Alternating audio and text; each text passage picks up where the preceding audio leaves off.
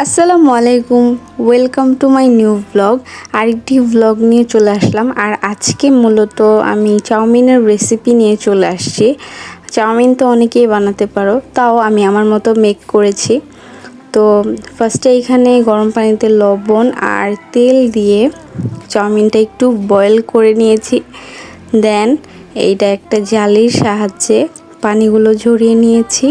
তারপর একটু ঠান্ডা পানি দিয়েছি যাতে চাউমিনটা ঝরঝরা থাকে।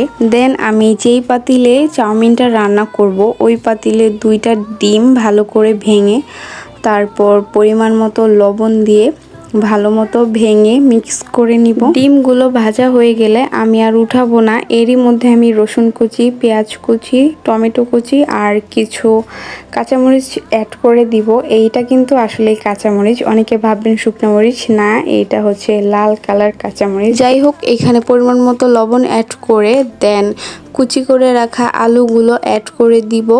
তারপর এগুলো ভালো মতো মিক্স করে 5 মিনিটের মতো ঢেকে রেখে দিব। 5 মিনিট পর ঢাকনাটা উঠিয়ে দেখব আলুগুলো হালকাভাবে সিদ্ধ হয়েছে কিনা।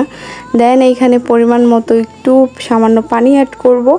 তারপর আমার সিক্রেট একটা মশলা এখানে অ্যাড করে দিব, যার কারণে এই চাউমিনের ফ্লেভার আর কালার দুইটাই অনেক সুন্দর আসবে।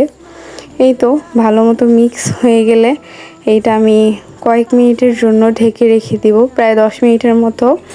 দেন এইখানে পরিমাণ মতো চাউমিনগুলো অ্যাড করে দিব। এইখানে কিন্তু আমি কোকোলার ফ্যামিলি প্যাকেট 2টা নিয়েছিলাম, কারণ আমার বাসার সবার জন্য আমি যেহেতু রান্না করেছি, আমার আব্বু আম্মু, আমার দাদি, আমার কাজিনদের জন্য, প্রায় আমরা সবাই মিলিয়ে 10 জন ছিলাম। আর 10 জনের জন্য এই ফ্যামিলি প্যাকেট কিন্তু একদম পারফেক্ট। আমাদের আরও অনেকগুলো বেঁচে গিয়েছিল। যাই হোক, এইখানে চাউমিনগুলো আলুর সাথে আর ডিমের সাথে ভালো মতো মিক্স করে নিলাম। দেন এইখানে 5 মিনিটের মতো রাখবো, কারণ বেশি রাখলে চাউমিনগুলো আর একটু গলে যাওয়ার সম্ভাবনা আছে, যেহেতু আগে থেকেই বয়েল করা ছিল। তো ভালো মতো মিক্স হয়ে গেলে এইখানে হালকা করে কিছু ফ্লেভারের জন্য ধনিয়া পাতা অ্যাড করে দিব। তো আজকের চাউমিনটি তো রেডি হয়ে গেছে। দেখতে যতটা ডিলিশিয়াস, খাইতেও কিন্তু ততটাই পারফেক্ট ছিল। আর আমার ফ্যামিলির সবাই আমার হাতের এই চাউমিনটা অনেক বেশি পছন্দ করে। সো আজকের ব্লগটি এই পর্যন্তই। দেখা হবে অন্য একটি ব্লগে। আজকে এই পর্যন্তই। টাটা সবাইকে।